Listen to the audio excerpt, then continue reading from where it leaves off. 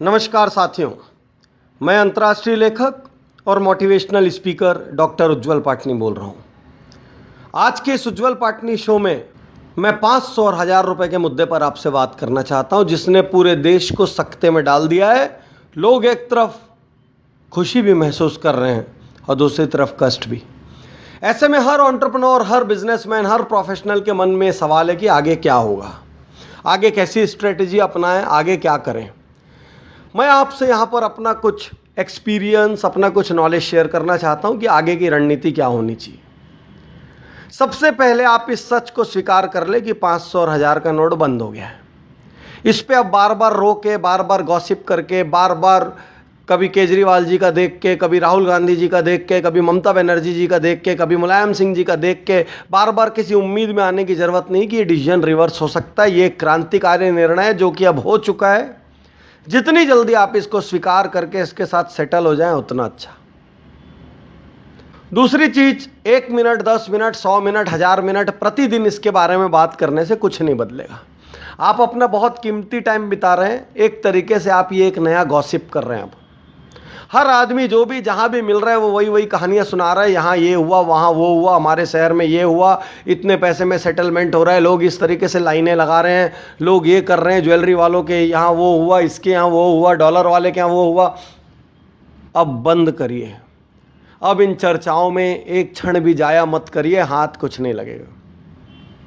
अभी इस पे फोकस करिए कि अब हमको क्या करना है। तो सबसे पहले आपके पास 30 दिसंबर तक का वक्त है। 30 दिसंबर तक जो भी जैसा भी सेटल करना हो, ईमानदार लोगों को तो वैसे भी चिंता की कोई ज़रूरत नहीं, ज़रूरत उन्हीं को है जिनके पास ब्लैक मनी है। तो 30 दिसंबर तक आप जहां भी जैसे भी जो भी सेटल कर सकते वो करने पर फोकस करिए। गॉसिप करने से कुछ नहीं बदलेगा, रोने धोने से कुछ नहीं बदलेगा, 10 प्रकार के न्यूज़ चैनल पढ़ने से और 1000 व्हाट्सएप इधर से उधर शेयर करने से कुछ नहीं बदलेगा, खाली और आप भी अफवाहों की पार्टी बनेंगे। तो पहले स्वीकार करें, उसके बाद 30 दिसंबर तक की अपनी एक स्ट्रैटेजी बना के क्लियर करें। उस स्ट्रैटेजी में जो भी जो करना है वो सारे स्टेप्स लिख लें, उन स्टेप्स पे काम करना स्टार्ट कर लें। अब उसके बाद क्या करें? तो साथियों, अगले 2-3 महीने तक बिजनेस में उठाव नहीं आएगा। हो सकता है ये वक्त ज़्यादा हो जाए, लेकिन क्या ये सिर्फ एक चुनौती है?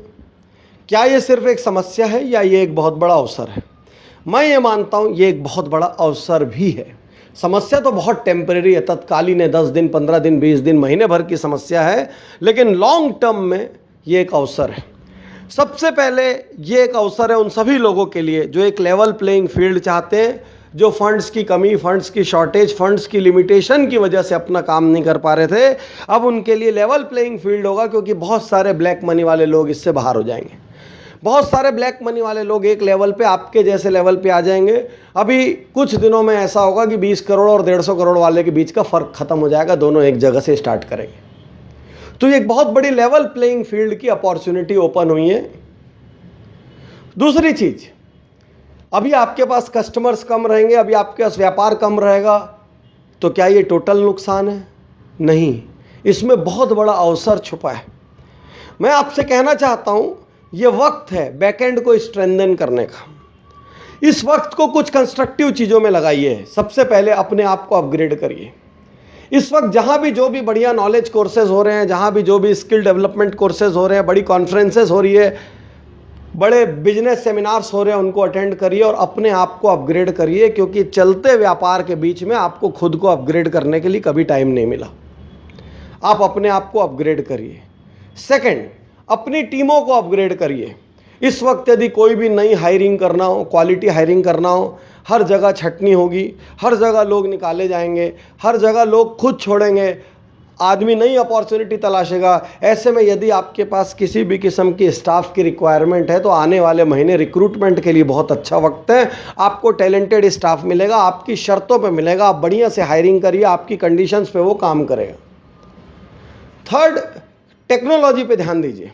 कोई भी ऐसी टेक्नोलॉजी जो आप लाना चाह रहे थे, एक छोटा सा सॉफ्टवेयर ही इंस्टॉल क्यों ना करना हो, जो भी आप लाना चाह रहे थे, समय की कमी या कोई भी और कमी की वजह से जो आप नहीं ला पा रहे थे, इस वक्त अपने आप को टेक्नोलॉजिकली अपग्रेड करिए, जमाने के साथ करिए, कंटेम्प्रेरी बनिए, देखिए आपके किस किस प्रोसेस में कहाँ कहाँ टेक्नोलॉजी का उपयोग आ सकता है, क्योंकि आगे चल के यही होने वाला है।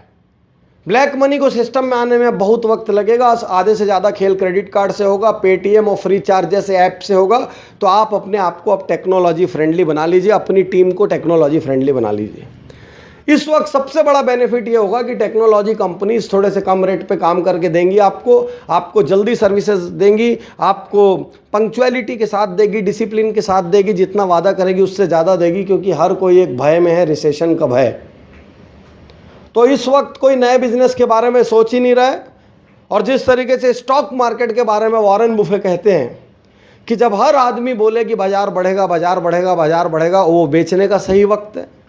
और जब हर आदमी कहे बाजार गिरेगा गिरेगा गिरेगा और ब्रोकर्स क्या कोई बैठा हुआ ना मिले, टर्मिनल्स में कोई बैठा हुआ ना मिले, सब तरफ से कस्टमर गायब हो जाए, वो खरीदने का वक्त है। तो ठीक इसी तरीके से जब हर आदमी इस वक्त रो रहा है, ये आपके पास मुस्कुराने का वक्त है, क्योंकि जो रोना था वो तो अब हो गया, अब उसमें कुछ बचा नहीं है। तो इस वक्त अपने आप को टेक्नोलॉजिकली अपग्रेड करिए, नई टेक्नोलॉजी से प्रोसेसेस लाइए। चौथी चीज, अपने आके इंटरनल सिस्टम्स को देखिए, क्या क्या सिस्टम की आपके पास कमी है। क्या आपके पास कस्टमर रिलेशनशिप का प्रॉपर सिस्टम है? क्या आपके पास वेयर हाउसिंग का प्रॉपर सिस्टम है? क्या आपके पास स्टाफ अवार्ड्स, रिवार्ड्स, इंसेंटिव्स का प्रॉपर सिस्टम है? क्या आपके पास एनुअल सेल्स मार्केटिंग के प्रॉपर प्लान है? क्या आपके पास स्ट्रैटेजीज हैं? आपके पास क्या नहीं है? इस वक्त अपने बैकएंड को, सप्लाई चेन को, पाइपलाइन को मजबूत करने में अपना टाइम लगाइए। फ्रंट एंड आपका खाली है, ये एक बहुत बड़ी अपॉर्चुनिटी है। जब साल में 2-3 दिन की अचानक छुट्टी मिलती है तो आप परिवार के साथ पिकनिक पे जाते हैं, घूमने कहीं जाते हैं, कोई अकाउंट्स का वर्क बचा वो कंप्लीट करते हैं, कोई वकील का काम, कोई सीए का काम, कोई इस तरीके के काम बचे होते हैं तो आप कंप्लीट करते हैं। अभी आपको वो 2-3 दिन की छुट्टी नहीं, समझिए 2-3 महीने की छुट्टी है।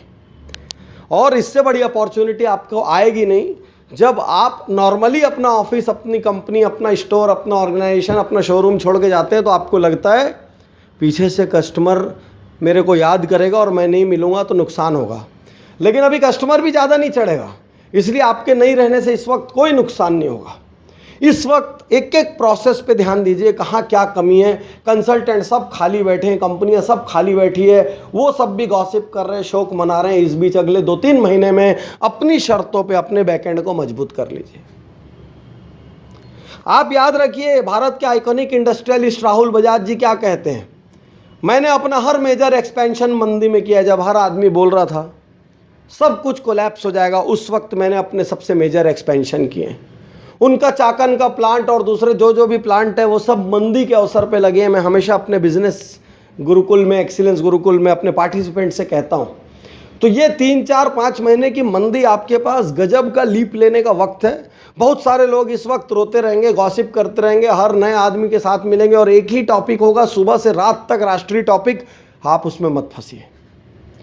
आप इस वक्त देखिए, कोई इंफ्रास्ट्रक्चर की चीज़ हो, कहीं कोई फर्नीचर्स में मॉडिफिकेशन करना हो, कोई अंदर आपकी लाइटिंग्स में, आपके स्पेस में मॉडिफिकेशन करना हो, आपको कुछ एक्सपेंशन करना हो, तो अगला 1 साल उसके लिए सबसे अच्छा साल है, क्योंकि रियल एस्टेट क्रैश करेगा।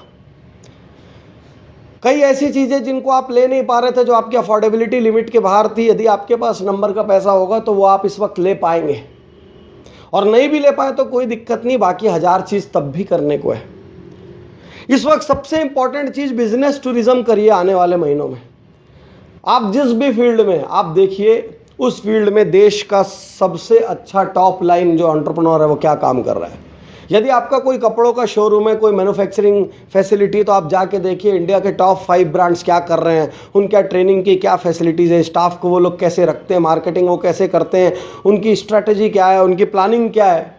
नॉर्मली जब बहुत भीड़ रहती है, बहुत सेल का वक्त रहता है, खूब कस्टमर रहते हैं, तो आप कहीं किसी से मिलने जाएंगे तो वो भी आपको टाइम नहीं देता।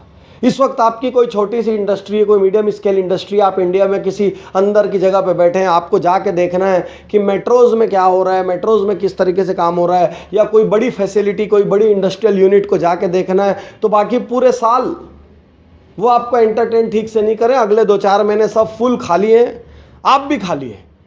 आप इसको बिजनेस टूरिज्म में उपयोग में लाइए, अपने रोल मॉडल्स को देखिए, अपने आइकन्स को देखिए, वो कैसे रन कर रहे हैं, कैसा उनका बिजनेस करने का तरीका है, कौन सी पॉलिसीज़ वो अडॉप्ट करते हैं, चाहे वो फाइनेंशियल पॉलिसीज़ हो, चाहे वो कस्टमर रिलेशनशिप पॉलिसीज़ हो, चाहे वो लीगल पॉलिसीज़ हो, चाहे वो HR पॉलिसीज़ हो। ये वक्त है अपने आप को इम्प्रूव करने का, अपने सिस्टम्स को इम्प्रूव करने का, अपने प्रोसेसेस को इम्प्रूव करने का। ये वक्त रोने का नहीं है, ये वक्त गॉसिप करने का नहीं है।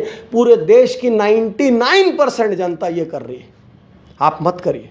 हो गया रोना धोना, और 15-20 दिन लीजिए, सब सेटल वेटल करिए, तुरंत फील्ड में उतर पड़िए, क्योंकि बहुत सारे दूसरे लोग स्टार्ट होने में 4 महीना 6 महीना 1 साल लगा देंगे, तब तक आप बहुत दूर निकल जाएंगे।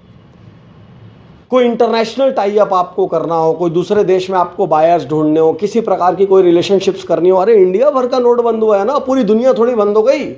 आपको चाइना के साथ कोई रिलेशनशिप क्रिएट करना, आपका कोई बायर सिंगापुर में, आपका कोई बायर और किसी कंट्री में, किसी प्रकार के कोई भी नए टाई अप्स, नई लाइसेंस यदि आपको करना है, सबसे बेस्ट वक्त है।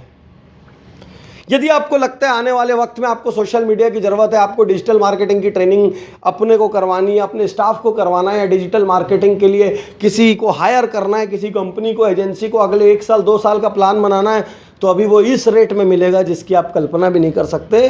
कुछ महीने बाद जब मार्केट पिकअप कर जाएगा तो फिर से रेट नॉर्मल हो जाएंगे। अगला 3-4 महीने वक्त है आपकी तैयारी का। ओलंपिक में 100 मीटर की 1 मिनट की रेस दौड़ने के लिए आदमी 5-5 साल तैयारी करता है, और तब जाके वो स्वर्ण पदक विजेता, रजत पदक विजेता या कांस्य पदक विजेता बनता है। ये आपको तैयारी करने के लिए वक्त मिला है, ताकि आप आने वाले ओलंपिक में एक्सेल कर सके, एक्सीड कर सके। तो मैं कहना चाहता हूँ, रोने वालों की जमात से बाहर आएँ, गॉसिप करने वालों की जमात से बाहर आएँ, अफवाहें फैलाने वालों की जमात से बाहर आएँ, अपनी ज़िंदगी का, अपने व्यापार का कंट्रोल अपने हाथ में लें, पैनिक ना हो। कभी कभी देश का भी सोचना चाहिए। मैं आज यहाँ पर स्पीच देते वक्त खुश हूँ, मेरे को लग रहा है मैंने आज़ादी का एक संग्राम देख लिया है। मैं अपनी एज के हिसाब से उतना भाग्यशाली नहीं हूँ कि देश का स्वतंत्रता संग्राम देख सकूँ, लेकिन मुझे लगता है कि मैंने ये जो 1500 के नोट बंद होने की क्रांति और पूरे देश का जो सपोर्ट देखा है, ये मेरे जीवन भर सुनाने के लिए एक स्टोरी है, मेरे पास बुढ़ापे में सुनाने के लिए एक कहानी है। आज कोई वृद्ध हमको मिलता है, हम उससे पूछते हैं आपने महात्मा गांधी जी को देखा है क्या, आपने इनको देखा है क्या, आपने 1947 का वार देखा है क्या? तो उसी तरीके से अब हम बुढ़ापे में लोगों को बता पाएंगे, हाँ हमने 500 1000 का नोट बंद होने की क्रांति देखी है, और देश के करोड़ों लोगों को एक सुर में बोलते देखा है। थोड़ी तकलीफ जरूर है, लेकिन निर्णय बहुत अच्छा है। मामूली सा कष्ट है, लेकिन इससे देश बहुत सुधरेगा। तो साथियों, थोड़े बहुत कष्ट को आप भी स्वीकार करिए। सीमा पे आप लड़ने नहीं जा सकते, अपनी जगह से तो देश के लिए खड़े हो सकते हैं, और देश की वापस से फ्यूचर इकोनॉमी खड़े होने में अगला 4-5 महीना आप जितनी मेहनत करेंगे, आप उसमें अग्रणी पंक्ति में आते चले जाएंगे। शुक्रिया, धन्यवाद, थैंक यू।